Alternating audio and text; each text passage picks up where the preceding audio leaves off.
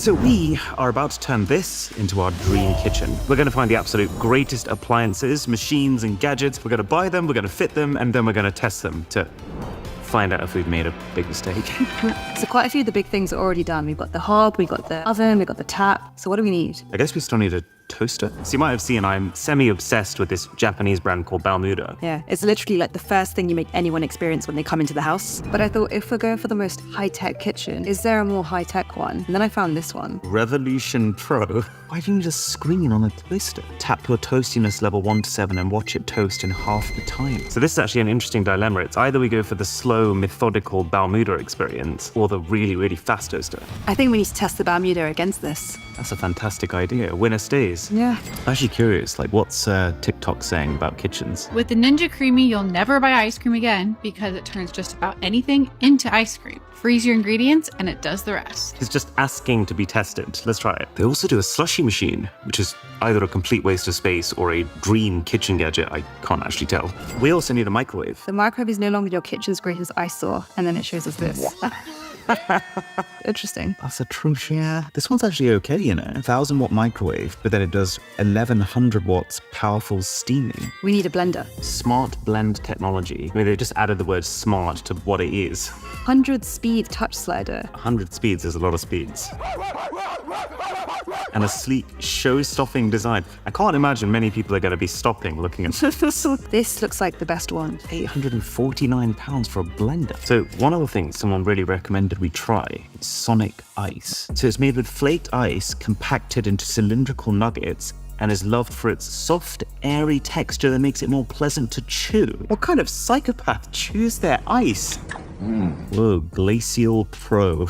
So this is what it looks like, really tiny little pebble ice. Whoa, yeah. Super fast ice nuggets in 4 minutes. Wow. I have bought a lot of gadgets in my time, but it's different when you're buying it for yourself. Another thing we don't have is a bin. But yeah, I mean, the mounting bags of trash in the corner reinforce that statement. So what about the one you have outside your studio right now? Yeah, it's a really good bin, to be honest. It's got a little sensor, and anytime you wave over it, it opens straight away. And it's really quiet as well. I wonder if there's something else. This is a pretty cool site. Yeah, Simple Human's really nice, actually. It's very much the vibe of this house. This is interesting. Is that what I think it is? That's like a paper towel hub, and you take out the middle, and that's a spray bottle. That's minimalism. Sensor pump for your soap. Yeah, that does make a lot of sense, doesn't it? So you can control how much you get based on where your hand is. Put your hand up close for a small dab or further away from wall. I feel like it's going to be a little bit of a learning curve there. Like a couple of times at the start, you're going to put your hand here. The entire canister. I think it's just a standard dish rack. I really like it. It's clean. Oh yeah, I've just remembered. Robot vacuum cleaner. One of the big reasons why we actually bought this house is because every single floor is just concrete floors with no seams between the rooms. So one robot vacuum cleaner will cover the entire floor, and this has to be the one. So now that we've got all the basics, it's time for the weird and wonderful.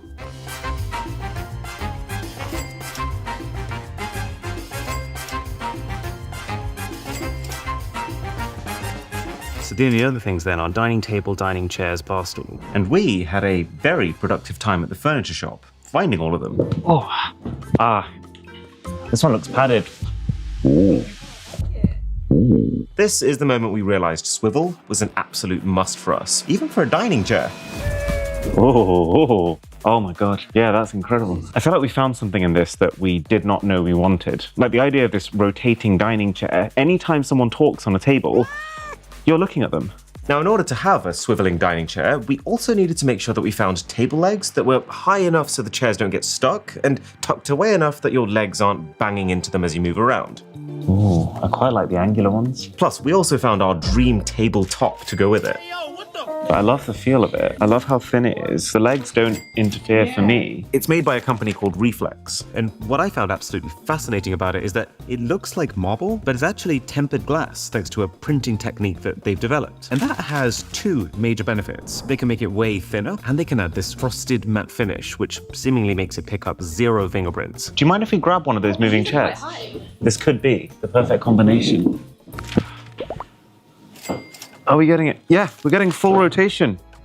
Look at that. So that's our table, our base, and all dining chairs locked in. But there is scope to add swivel to one more product. This is far beyond what I expected from a bar stool. I've used bar stools before, but they do not have the cushioning of this, the stitching of this, the piping of this. And it's when you sit on it, it just, I don't think we're going to get better than this. What do you think? Yeah? Okay, let's do it. Now, this was, surprisingly, the most fun room to put together so far, because this is where it really dawned on us that this is going to be our kitchen that we cook every meal in every day, that for the first time, we could optimize every single micro aspect of it perfectly for us. Everything down to the theme we wanted to create, the perfect little reading nook, the programming of the lights to be able to create the exact scenes we wanted. And so I am buzzing to show you the final product. Welcome to the Dream Kitchen.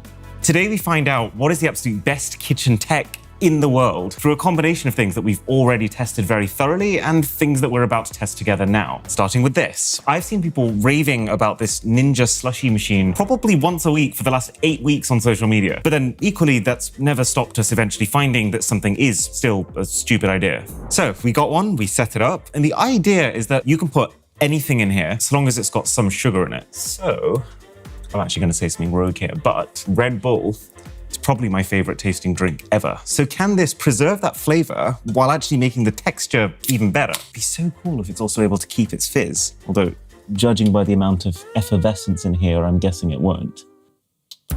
Whoa, okay, this is really exciting. But now, right next to that is the Nugget edible ice machine that we bought earlier. The way that we planned this kitchen out is, this is one of LG's signature wine coolers. We got it with the house. But, you know, there's only so much wine 2 people can drink. So it's actually also kind of the perfect place to store everything you'd need for a cocktail or a mocktail. So then that makes this the ideal place to store the 2 gadgets related to drinks. But there's a dilemma with this one, because when we first bought the house and we were deciding what gadgets to get for it, we didn't have a fridge here. But then in the process of trying to find the best fridge, we ended up with this, the LG InstaView. The key thing for me just being that it's very space efficient. You can store stuff right up until the edges. I do find it really funny though that their entire marketing and product name centers around how you can knock to see what's inside this one section. Like, gee, I wish there was a fast way of seeing what's inside a fridge. But my point was that this, like many fridges nowadays, has an ice machine baked in. This is clearly the easier option. It has a filter on the inside and even disinfects its nozzle each day with ultraviolet light. So is Nugget Ice from this machine here so good that it's worth buying and keeping around this extra pretty bulky machine? Okay, so water goes in the top here. So apparently if I just click quick start, it's gonna start churning out ice in 4 minutes, which needs to be tested. And so what it's doing right now is freezing, but also combining that frozen water with air to create a lighter, more textured ice cube. Well, something's just dropped into here, but we are 5 minutes 30 in, so feeling a little misled. Oh, it kind of looks like the thing ate too much Indian food last night. It's been 19 minutes, and we now have a sizable portion of Nugget Ice. That was dreadful. And then normal fridge ice. Okay, aesthetically, I actually don't think that looks any better.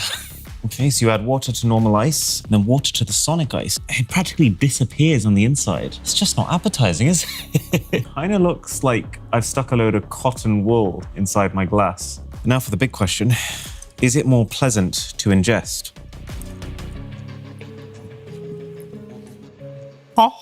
Doesn't stop you getting brain freeze, that's for sure. It just tastes like crushed ice. Not impressed. Does that mean I have to chew this? There is a difference, but there's only a difference if you decide that you're going to eat your ice. At which point, if this is a 9.5 out of 10 on the pain scale, then this is still an 8. All right, well, this was actually a fairly easy decision. You get a 3 out of 10. On the bright side, though, this looks completely transformed. Like, not in the slightest bit like Red Bull anymore, which is both very exciting and concerning. This is a pretty big moment. Whoa! Why does everything look like it's taking a dump today? That's actually pretty slick, I have to say. So one thing I can tell, it's only been sitting here for 30 seconds, but the liquid has separated to the bottom. Oh my God, yeah. That's the stuff. It looks like just really dry ice with all the liquid at the bottom, but this is actually melt in your mouth, perfectly shaped deliciousness. And whether this is because it was originally a fizzy drink or not, it tastes fizzy. It's that kind of micro ice texture. Fair play. Deserves the hype. That is a 9.5 out of 10. Now, onto the other side, I don't think we quite appreciated when we first got the house how crazy useful it is that it's been pre-fitted with 2 identical self-drying dishwashers right next to each other. So originally we bought a dish rack to keep up here, but actually having 2 of these means that we don't even need that because there's always one dishwasher that's ready to load used dishes into and one that makes sure that we've always got clean stuff ready. And then for the few things that are just too big for the dishwashers, you just hand wash them and you put them on this, which we got from Joseph. And it's such a clean little drying system. But cabinet 2 is the breakfast area. We decided that it's the most efficient route to get bread from the fridge, put it into your toaster, and then work your way straight to the dining table. But which toaster?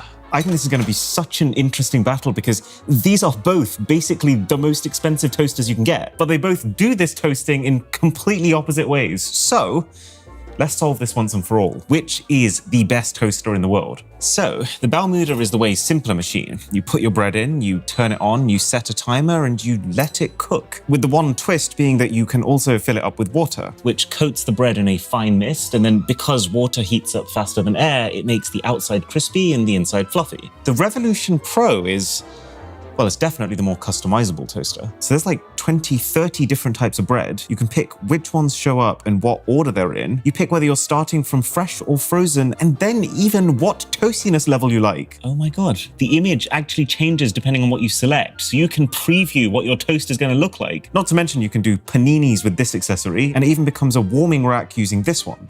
Okay, let's set it to a perfect 3. There we go. 3, 2, 1, go.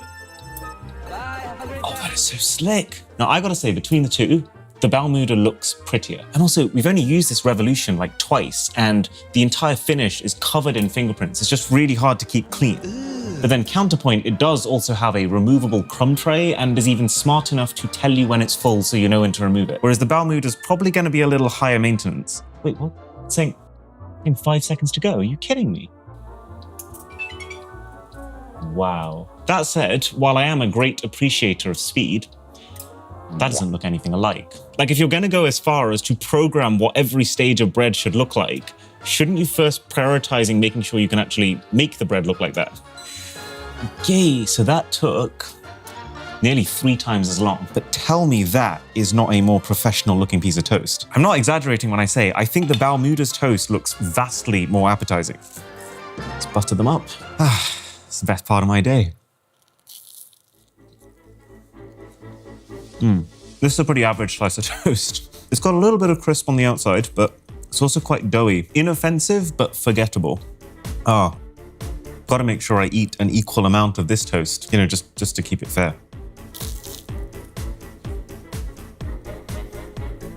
Every time I compare the Balmuda to something else, I have the exact same reaction. It's just better. Every time I take a slice of toast out of that Balmuda, my first impression is, damn, that's really hard. But it's designed that way so that when you add a little bit of butter, it softens it to the point where it is perfect. Whereas that butter normally makes every other piece of toast a little too soft. Okay, so there's 2 slices of toast in front of you. Can you taste them one by one and tell me which one you think is better?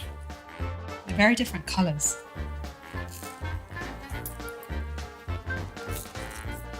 Oh, I don't know. You're getting through a lot of bread to make this decision. This is a better done toast. This kind of feels like bread with butter. Ooh, scathing. Yeah.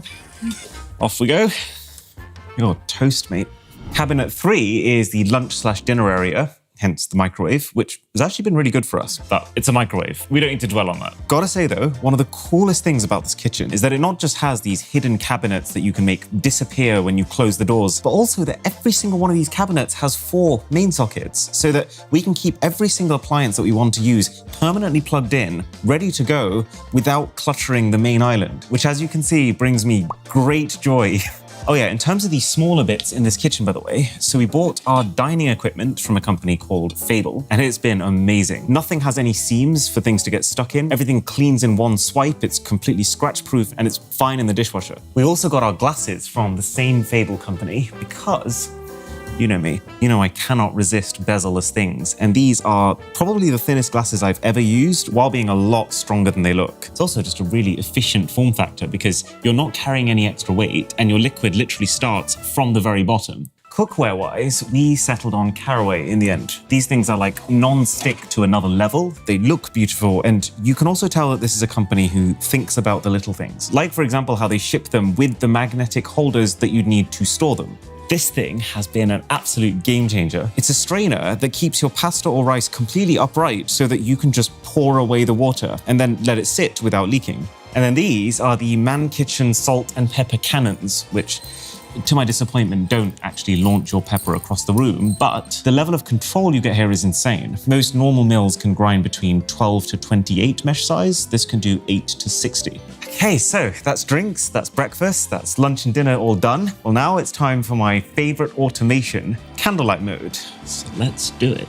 It makes the blinds come down, it turns off all the room lights except the one right over the dining table, and it makes all of the Philips hues that we've hidden around the room go to this lovely warm orange color. So cool. And that feels like a pretty good lead-in to dessert. So this is the Ninja Creamy. It is their ice cream machine. And even though this one isn't as viral as the slushy machine, my prediction is that this is going to be the underdog. So here's my problem. Every night, like the moment I finish eating dinner, my body switches modes and suddenly just starts craving dessert. And so the thing that I'm most curious about is, if I put into this just the standard ingredients that I use to make a fairly healthy chocolate protein shake, so this is just chocolate protein powder and milk, can this turn that into an actually tasty ice cream? So you start by ejecting a canister, and then you place in your pre-frozen ingredients. So in a sense, there is a little bit of prep because you have to do this the night before. This is actually just the world's most expensive ASMR machine. I feel like I want some crunch in here. Oh, oats.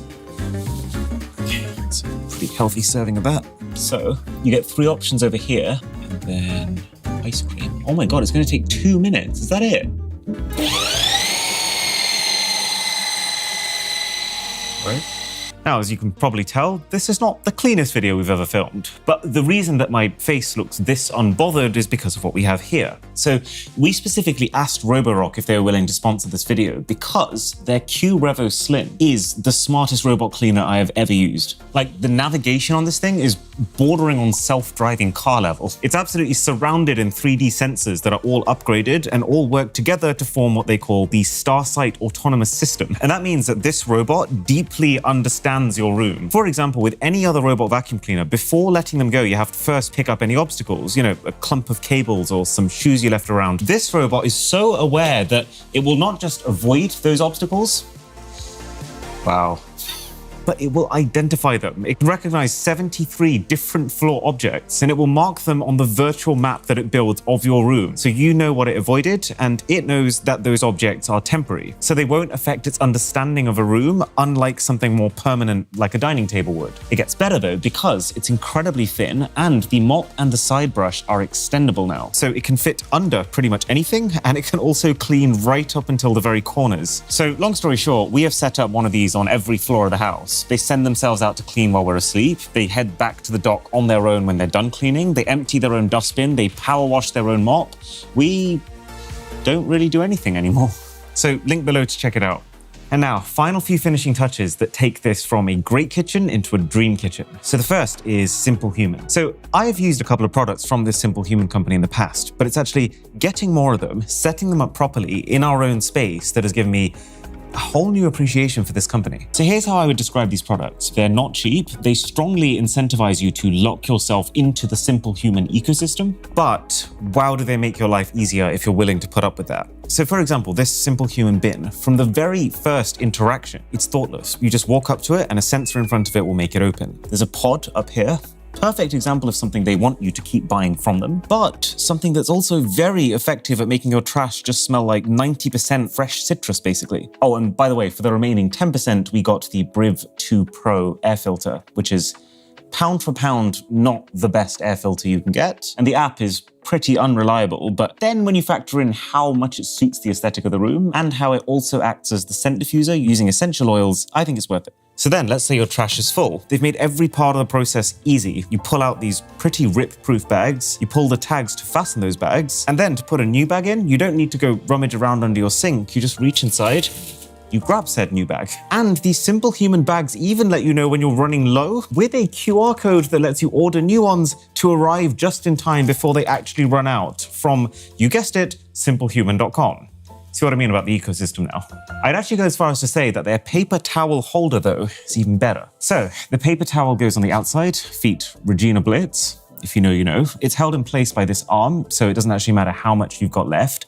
And then this bottle that sits on the inside, it works even better than I expected it to. What an insanely intelligent solution to bundle together two products that often need to go together anyway. But then equally, they will try and sell you on their surface cleaning tablets too, which you'll mix with water to form the solution that goes in here. But you can just fill it up with anything. But my number one favorite product from these guys has actually ended up being these sensor pumps. I was initially worried about buying another gadget that needs to be charged and also filled up with soap every now and again. But we've had like 2 months of heavy usage and we haven't had to do either. And it saves so much hassle while cleaning to just be able to wash your dishes with this and wash your hands like this. And then of course, take off the lid and this is how you order your refills. So on brand. Right, it looks like my protein shake has been creamed. What did he say? Now, we did have to run this a few times because I think at the beginning, the mixture was so rock solid that the blades inside of this couldn't actually cut through. Wow, look at this. That scoops up so nicely. There's a little bit of roughness to it. I'm hoping that's my oats as opposed to it being icy.